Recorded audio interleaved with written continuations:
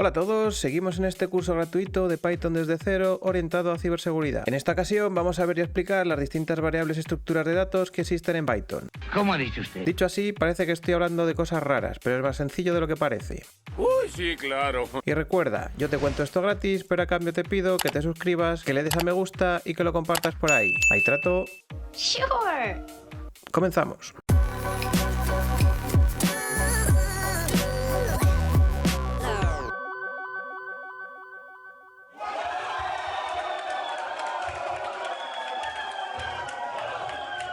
De nuevo en nuestra Kali vamos a ver los tipos de variables que podemos utilizar en Python. Tenemos los de tipo entero, que Python los llama int, que serían todos los números enteros, que podemos asignarlos a una variable, que en este caso va a ser a.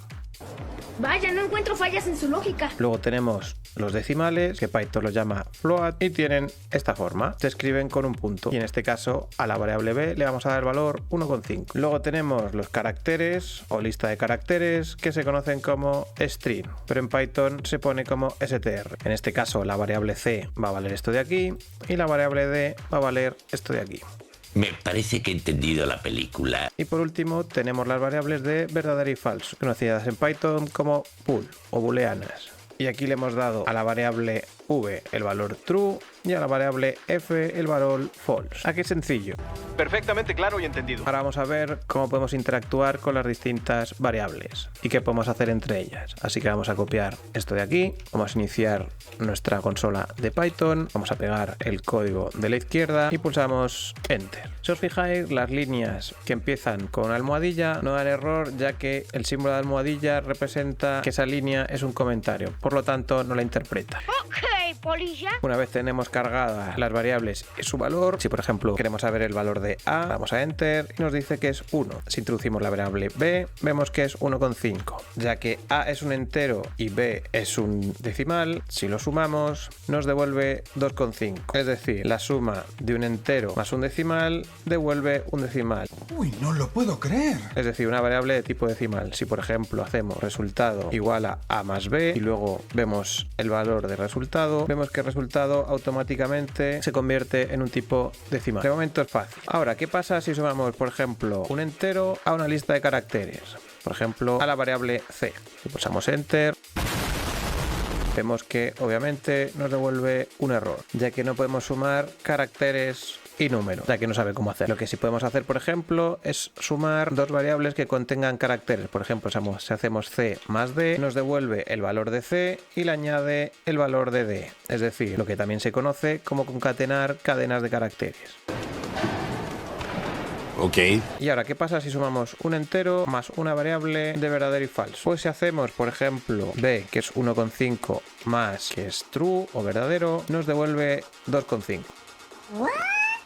¿Cómo puede ser esto posible? Porque en Python verdadero o true equivale a 1 y false equivale a 0. Si hacemos, por ejemplo, b más f, vemos que nos devuelve 1,5. Es decir, lo mismo que hacer 1,5 más 0. Esto te puede parecer bien o te puede parecer mal, pero yo no he puesto las reglas. Eso es verdad. Eso es verdad. Eso es verdad. Otra cosa interesante que podemos hacer con las variables es hacer un cambio de variables entre los distintos tipos. Vamos a ver cómo se hace esto. Vamos a limpiar la consola y lo que podemos hacer, por ejemplo, si tenemos la variable b, que es 1,5, y lo queremos transformar a un entero, podemos hacer int b, que lo metemos entre paréntesis y nos lo transforma a un entero. Es decir, le quita los decimales. Al revés, podemos hacer lo mismo. Es decir, si tenemos una variable de tipo entero y lo queremos convertir en un decimal, podemos hacer un float, le metemos la variable de tipo entero y nos la convierte a una variable de tipo decimal. Tomo nota. ¿Qué pasa con las cadenas de caracteres? Pues por ejemplo, aquí si recordamos C es un texto y D es un texto que contiene números, que no es exactamente lo mismo. Por ejemplo, si hacemos un int de C nos da un error, ya que no es posible convertir esto a un número. Pero si hacemos un int de la variable D, que no es el número 1, 2, 3, 4, sino el conjunto de caracteres de 1, 2, 3, 4, pero si lo transformamos a entero no da error y nos lo convierte a un número. También podríamos hacer un float D y nos devolvería el número con decimales. Interesante. Antes hemos visto que si sumamos, por ejemplo, una variable que contiene caracteres a un número, que por ejemplo vamos a poner b, vemos que nos da error. Pero si utilizamos la función str, podemos hacer c, que es del tipo carácter, le sumamos str y si le metemos ahora la variable b entre paréntesis, vemos que nos concatena el contenido de C con el contenido de B transformado a caracteres en vez de un número. Y ahí entonces sí que nos deja sumarlo. Eso es trucazo, ¿eh? Eso es trucazo. Y por último tenemos la función bool, que si hacemos bool de una cadena de caracteres nos va a dar true. Si hacemos bool de un número decimal nos va a devolver true. Si hacemos bool de un número entero nos va a devolver true. Y si hacemos un bool de 0 nos va a dar false. Espera, ¿el qué? Es decir, Python interpreta que todo lo que no es 0, que es false, es true. ¿Por qué? Pues la verdad es que no lo sé. Su sentido tendrá. Y a tomar por culo. Vistas las variables, vamos a ir con las estructuras de datos. En primer lugar tenemos lo que se conoce como listas, que sirve para el almacenamiento de datos. Tenemos, por ejemplo, la variable elementos, que es una lista que contiene los siguientes datos. Si esto lo copiamos en la consola y lo pegamos, vemos que tenemos los dos primeros que son del tipo string, luego tenemos un entero y luego tenemos una variable de verdadero o falso. Si en la consola metemos la variable elementos, nos devuelve esto de aquí. Si queremos acceder solo a la primera variable, podemos hacer elementos, corchete, 0, corchete. Si pulsamos enter nos devuelve la primera variable. Si le metemos 1 nos mete la segunda, si metemos 2 nos mete la tercera y si metemos 3 nos devuelve la cuarta. Y si metemos 4 nos da error porque no existe la quinta posición. Para el que le suene raro, en informática se empieza a contar desde 0 en vez de desde 1. ¡Oh, no! Bueno, sí. Las funciones principales que podemos tener en una lista son las de añadir o eliminar una variable. Si hacemos elementos.happen y le metemos, por ejemplo, un decimal y pulsamos enter, nos da error porque lo he escrito mal y aquí nos dicen cómo se escribe. Así que corregimos, damos enter, ahora sí que no da error y ahora si ejecutamos elementos, vemos que nos añade la nueva variable al final. Y ahora si hacemos elementos corchete 4, sí que nos devuelve este de aquí, porque ya sí que existe. La función contraria a happen es remove. Por ejemplo, si tenemos la lista con todas estas variables, podemos hacer un elementos.remove y si queremos borrar el segundo elemento, copiamos, lo pegamos, damos paréntesis, usamos enter y ahora si ejecutamos elementos, vemos que nos ha borrado este de aquí. ¡Bien hecho! Cosa importante, ahora para acceder a este, en vez de meter elementos 2, tendremos que meter elemento 1. Es decir, este es el 0 y ahora este es el 1. Si metemos elementos 2, será este de aquí. Es decir, se elimina esta variable y estas se mueven una posición hacia la izquierda. ¿Nos hemos enterado? Otra manera de almacenar datos en Python es lo que se conoce como tuplas, que son datos inmutables. Es decir, una vez se ha creado la tupla, no se puede modificar. Se puede sobreescribir, pero no se puede modificar, como si podemos hacer con las variables de una lista. Por ejemplo, esto puede ser útil cuando queremos tener las credenciales de un usuario, que tenemos el usuario y la contraseña. Si pegamos esto aquí, la manera de acceder a los distintos elementos de la tupla es igual que con las listas. Si metemos el 0, accedemos al primer elemento de la tupla, y si le metemos 1 accedemos al segundo elemento de la tupla. Esto es sencillito y no tiene más vuelta de hoja. Has flipado, ¿eh?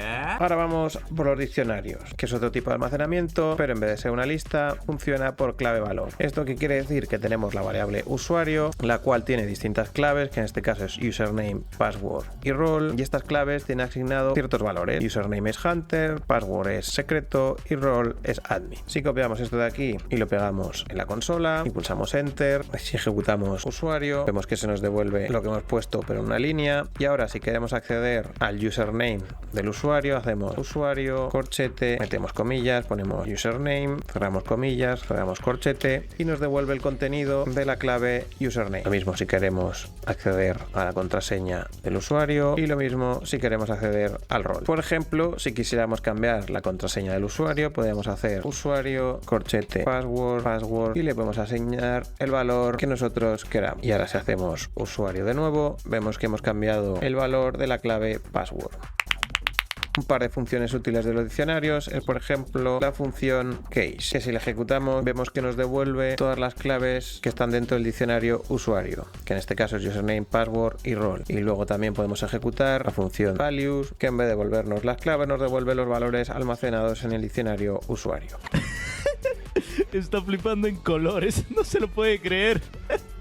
Y por último tenemos lo que se llaman conjuntos, que digamos que son parecidos a las listas, pero no admiten repetición. Es decir, si nosotros, por ejemplo, en la primera lista le añadimos la función happen que hemos visto antes, otra variable que sea, por ejemplo, primero, y hacemos elementos, vemos que la variable primero aparece 2 veces. Pero esto en los conjuntos no es posible. Por ejemplo, si tenemos un conjunto de usuarios, como el que tenemos aquí, y lo pegamos en la consola y pulsamos Enter. En el caso de los conjuntos, para añadir un nuevo elemento al conjunto, tenemos que utilizar la función add, que si por ejemplo le metemos user3, cerramos el paréntesis y ahora volvemos a hacer un usuario, vemos que tenemos el usuario admin, user2, user3, user1. Y además, si nos fijamos, nos lo mete donde le da la gana. Es decir, los conjuntos no están ordenados.